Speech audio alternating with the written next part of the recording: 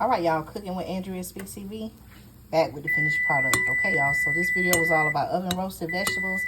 I actually left them in here just a tad bit longer than what I wanted to, only because I'm multitasking while this was cooking. I'm actually doing some things here at home, but that just means, y'all, guess what? They're going to be even better. Okay, so again, y'all, if you missed the first video, make sure you check it out.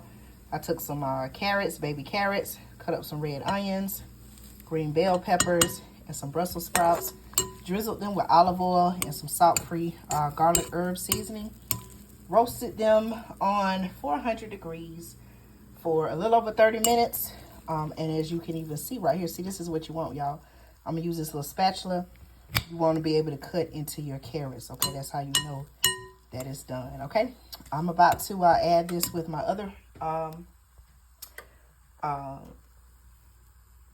pieces to my meal, my other side dishes, and my main entree. And this is gonna be some good eating, y'all. Okay, healthy, clean eating that you can do right from the comfort of your own home, right in your kitchen. Okay, thank you all so much for supporting the channel.